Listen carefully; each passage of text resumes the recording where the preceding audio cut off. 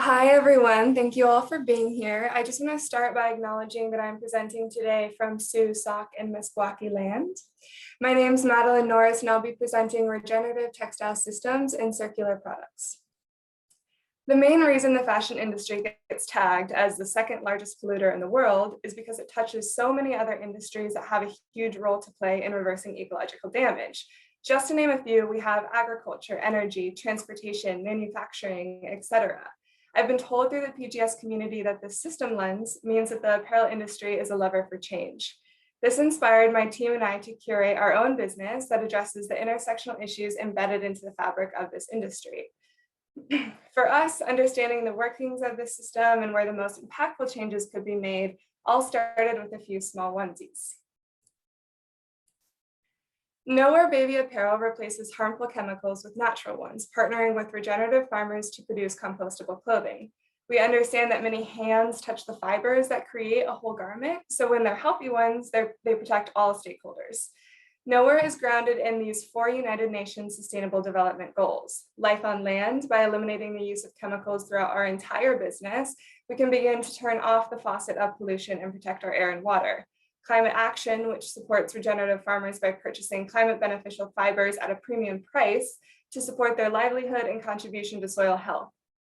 Decent work and economic growth by paying our garment workers a livable hourly wage for their highly skilled work, while advocating to eliminate the piece rate system, which causes low wages.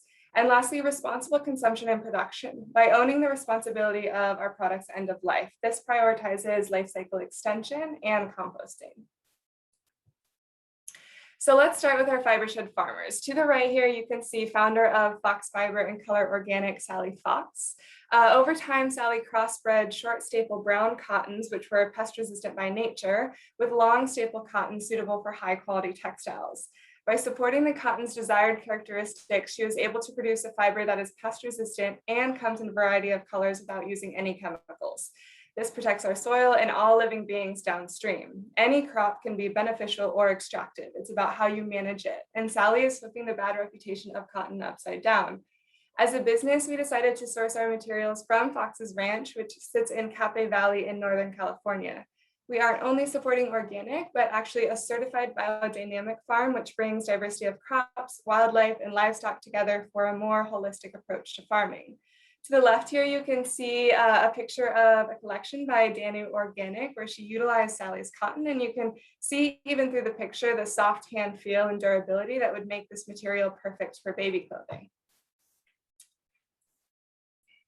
So the next step in our production process is manufacturing, and we wanted to keep it close to our farmers to reduce transportation emissions.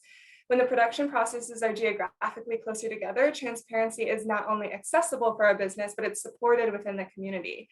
Huston Textile Co. is a bioregional textile mill based in Sacramento, California, and the warehouse pulls energy from a microgrid that runs on a blend of renewable carbon-free energy sources through the Sacramento Municipal Utility District. As an internal initiative to bring our vendors on board, we have an allocated amount of money within our business to support our vendors in transitioning their factories to renewable energy. This is our promise to our partners to break the status quo of fluctuating contracts and businesses dropping vendors, and supporting everyone to create strong relationships where we all take ownership of environmental impact.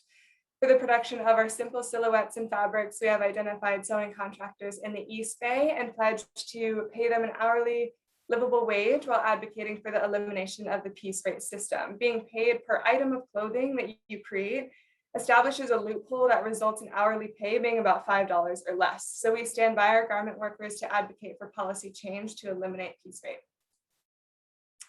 And as we get to the end of our product life cycle, people are empowered with 3 options. The first option is our take back program called Rewear. Customers can send back old millwear clothing via a prepaid shipping label, and returned clothing will be washed, mended, and resold at a low cost, helping us achieve our mission of accessible circularity. The second option is simply composting your garment. This can be done by sending it to your local industrial composting facility, or you can simply bury it in your backyard.